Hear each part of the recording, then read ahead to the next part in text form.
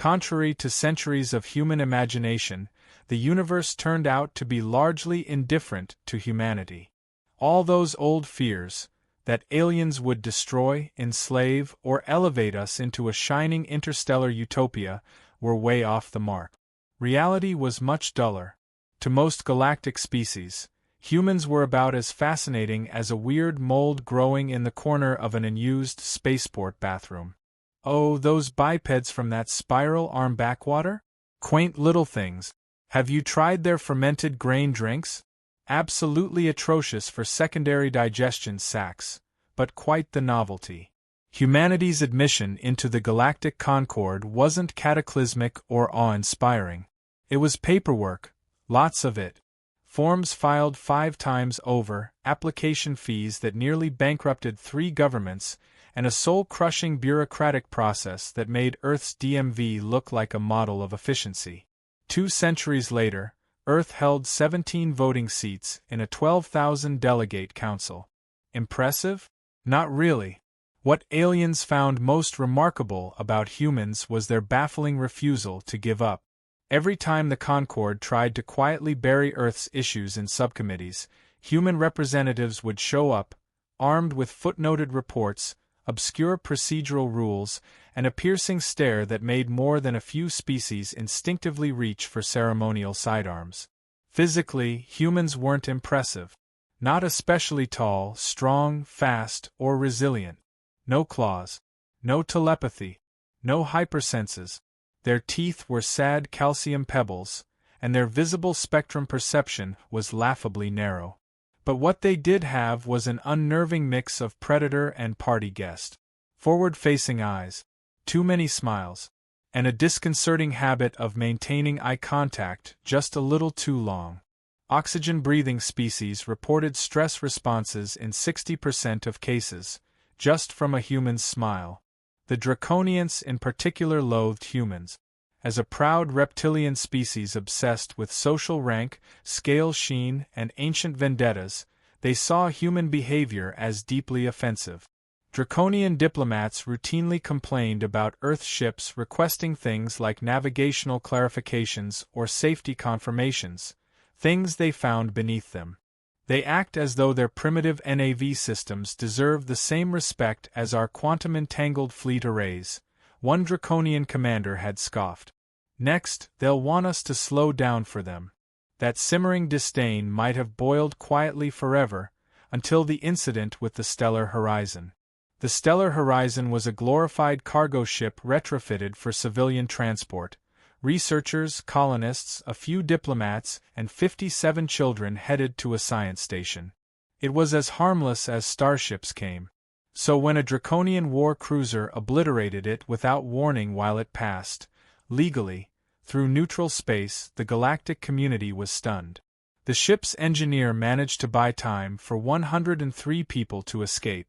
The other 239 died as the oxygen reserves ignited. The Draconians didn't search for survivors or send a message. They just logged the kill and flew on. News reached Earth 47 hours later via an escape pod's distress beacon. And instead of outrage, Earth responded with silence, a silence that should have terrified the Draconians far more than screams ever could.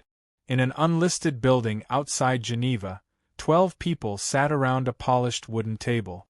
No uniforms. No titles. Just quiet authority and grim purpose. They were the response committee. Their job? Handle the unthinkable. Verification? Asked the chairwoman. Triple confirmed, replied a sleepless man. Black box data from 3 pods. Survivor testimony. Visual logs. It was a Draconian Sun Spear-class cruiser. And yes, the Horizon was in authorized space. No other witnesses? None. Closest Concord patrol was 2 light hours away. The chairwoman nodded once. Then they've activated Protocol Omega. No shouting. No speeches.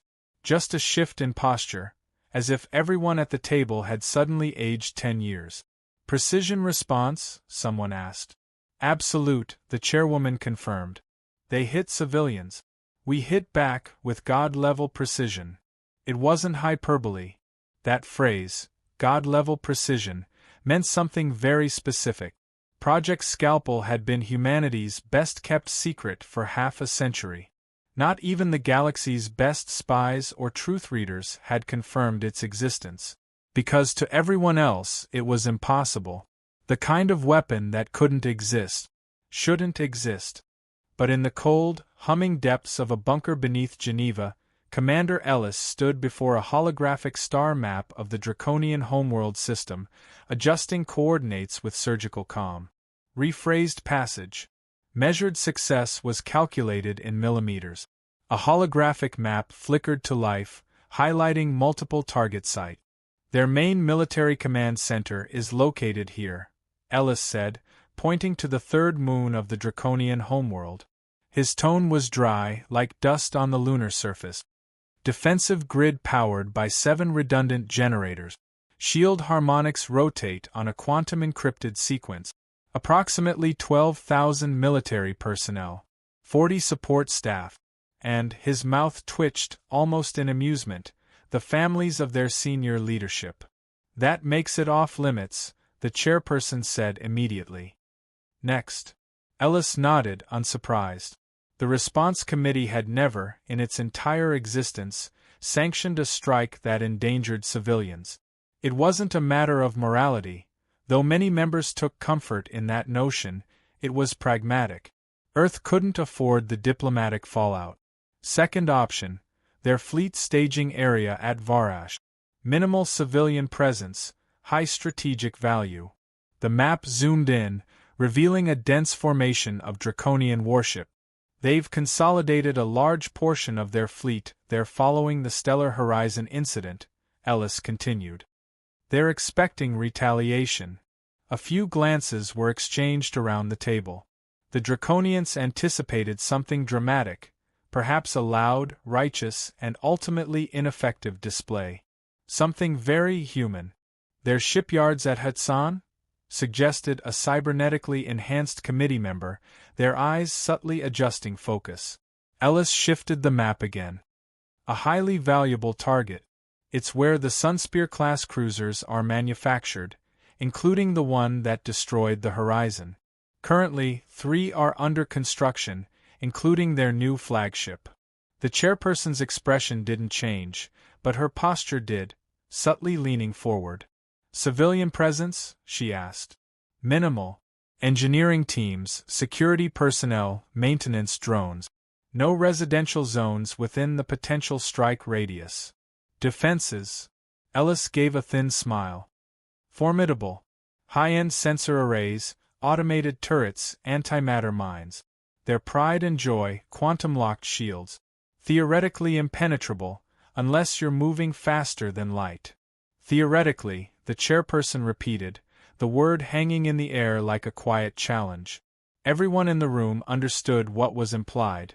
The Draconians, like many spacefaring species, operated on a set of physical assumptions. Assumptions that Project Scalpel had been explicitly designed to violate. Delivery system? She asked. Ellis gestured to a woman seated quietly at the far end of the table. Her name appeared nowhere in the response committee's record. Among those in the know, she was simply the engineer. We'll use whisper protocol, she said, her voice soft but precise. Microjumps synchronized with their scanning cycles. Each payload masked as background radiation until activation. Time to deployment? The chairperson asked. The Nightshade is en route. 14 hours to reach optimal launch position. 6 minutes to deploy. 3 seconds to impact. The prosthetic-fingered committee member froze mid-tap. 3 seconds? Not minutes. The engineer didn't smile, she rarely did, but pride tinged her words. We've made some improvements to the targeting algorithms. The chairperson nodded once. Proceed. Operation. Precise response. Target. Hudson shipyards. Objective.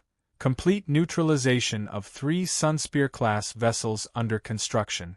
Collateral damage. Minimal to infrastructure. 0 civilian casualties. To most military minds, such instructions would seem impossible. Even with cutting-edge technology, modern warfare assumed margins for error. But Project Scalpel operated on different principles. 742 kilometers beneath the Moon's surface, inside a facility that officially didn't exist, the UES Nightshade powered up. It bore no insignia, no standard weapons. It didn't even look like a warship, more a tangle of impossible geometries, hard for the eye to parse. In the cargo bay, 12 identical canisters were loaded into deployment pod. Each held a metallic liquid that shimmered and shifted into impossible patterns before dissolving again. Above them, Captain Lin observed, impassive. She had commanded the Nightshade for 6 years, conducted 11 scalpel operations. None of them officially existed. Her XO approached silently. All delivery systems report ready. Status of the quantum entanglement array? Synchronized. Real-time communication with command will be maintained. Lin nodded. The canisters below represented technologies other species deemed impossible: quantum manipulation outside lab conditions, dark matter applications thought centuries away. All made possible because humanity had been overlooked. To most of the galaxy, humans were primitive, backwater bipeds. No one had anticipated they might approach these problems differently, find solutions where others saw dead ends. We'll use Valuna's shadow for our initial jump, Lin said. Inform the crew. Final system checks in 10 minutes. I want triple verification on the targeting parameters. This wasn't about revenge, though many would see it that way. It wasn't even about justice for the 239 lives lost aboard the Stellar Horizon. This was a message. A precise, surgical announcement that humanity's patience had limit, that the unassuming apes from Earth had teeth. Metaphorically, of course, though any xenobiologist would confirm. Human teeth may not be impressive, but their focus could be terrifyingly sharp. Operation Precise Response. Phase Execution. The Nightshade slipped silently into the outskirts of the draconian Han system. Position confirmed, whispered Lieutenant Commander Rhodes at the navigation console. The whisper was unnecessary. Stealth protocols didn't rely on sound, but habits were hard to break, especially when you were conducting the most dangerous precision strike in human military history. Captain Lin gave a single nod, eyes fixed on the main display as the Heckin shipyards slowly came into view. Even from this distance, the sheer scale of the facility was staggering. A sprawl of construction bays, processing centers, and defense platforms covering nearly a quarter of the Moon's surface. True to draconian engineering philosophy, it wasn't just functional, it was intimidating. Massive. Monolithic. At its core, 3 Sunspear-class cruisers hung suspended mid-construction. The most complete, the DCS Immutable Fong, was only days away from commissioning, poised to become the new flagship of the fleet. Its hull shimmered with iridescent plating designed to absorb sensor scans rather than reflect them. "Oh, the irony," someone murmured. "Engage Whisper Protocol," Lin ordered, calm and composed. Systems throughout the Nightshade hummed to life. But unlike traditional stealth tech that attempted to hide a ship's signature, this vessel used misdirection. To draconian sensors, the Nightshade wouldn't appear as a threat, just a harmless gravitational anomaly, the sort of cosmic hiccup that routinely occurred in deep space. Phase 1 commencing, reported the tactical officer. From discrete launch ports, 6 small objects, each no larger than a coffee mug, drifted away on independent trajectories. These were quantum noise generators, engineered to disrupt subspace communications without emitting a detectable signature. Within minutes, the shipyard's internal networks would begin to glitch. Minor errors, delayed messages, subtle signal inconsistencies. Nothing overt. Just enough to sow confusion. Disruptors in position and active, the tactical officer confirmed. After a tense pause, Lin gave the next order. Deploy delivery systems. Full spectrum targeting. Execute as planned. 12 small canisters, now loaded into specialized launch pods, detached from the Nightshade in a precisely timed sequence. They didn't use propulsion. They emitted no traceable energy. They moved through what human physicists had dubbed quantum slipstreams, microscopic folds in spacetime that other species had long abandoned as theoretical dead ends. Humanity, as always, had kept digging until they found something everyone else missed. Delivery systems approaching targets, the tactical officer said. Estimated impact in 30 seconds. Inside the shipyard, a young Draconian technician frowned. Once again, her console showed phantom signals, flickers of data that didn't make sense. She considered escalating it, then hesitated.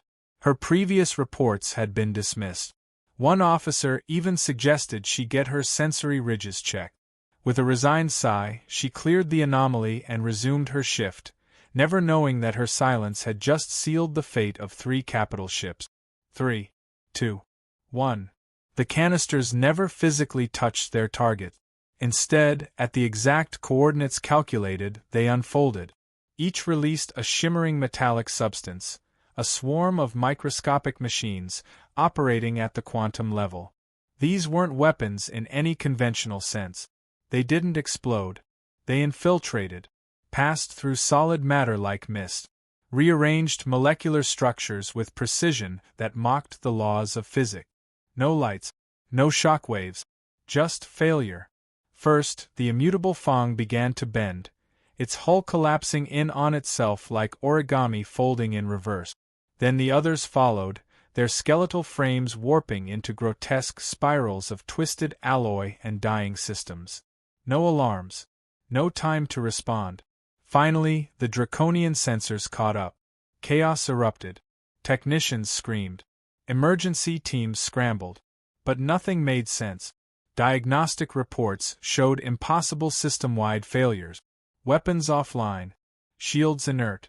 Systems reporting stable, then dead. Status of primary targets? Lin asked, voice as calm as ever. All 3 Sunspear-class vessels neutralized, the tactical officer confirmed. Secondary targets affected. Shipyard productivity down to 7%. No civilian casualties. Collateral minimal. Lin gave the faintest nod. Begin extraction. Standard evasive pattern. As the nightshade slipped away, leaving behind 3 destroyed warships and a bewildered Draconian command, Lin allowed herself a fleeting moment of satisfaction. Earth had not responded with rage. It had responded with artistry, precision, control. Specialized notation systems were used to articulate what the presentation had glaringly omitted, any mention of the stellar horizon. When the Draconian ambassador finally concluded his address, the chamber fell into a heavy silence. Every eye, optical sensor, and sensory apparatus turned toward the human representative. She approached the central platform without haste, carrying no notes or visual aids. An eternity passed in diplomatic terms as she stood there for nearly 30 seconds, making deliberate eye contact with various delegates. "The Concord has rules," she began, her voice calm and conversational, as though discussing a minor procedural issue. "Elaborate rules. Extensively documented ones. Rules that fill thousands of volumes and require specialized legal frameworks just to interpret."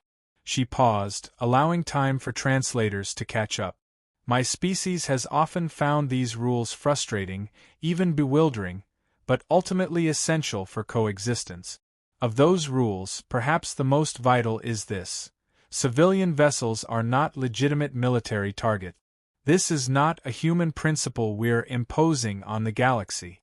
It is your rule, a Concord rule, written by the founding species and ratified by every member world, including Draconis Prime."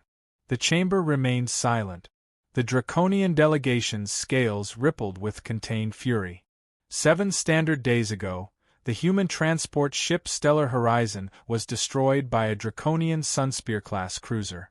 239 civilians died, 57 of them children. She let that number linger in the air. The Draconian government issued no warning, took no responsibility, offered no explanation, expressed no regret. Instead, they filed a standard patrol report, categorizing the incident as unidentified vessel eliminated in restricted space, despite the fact that 17 navigation treaties explicitly confirmed Stellar Horizon's legal right to transit that corridor. Her gaze swept the room again. Earth responded. Such simple words, but they carried weight. Earth had not responded with political outrage, calls for sanctions, or retaliatory attacks on civilian targets, responses that would have been understandable, even expected, in the context of galactic politics. We neutralized 3 military vessels under construction. We disabled key military production capabilities. We harmed no noncombatants. We destroyed no civilian infrastructure. We issued no threats, made no demands. The implication, though unspoken, was clear. Earth could have done far worse. The technology used in our response is classified under Earth's Security Protocol Omega. We do not intend to reveal its specifications, nor do we intend to use it again, unless another violation of Concord law demands it. The draconian ambassador surged forward, his translator barely keeping pace with his furious hissing. This admission of responsibility constitutes a declaration of war.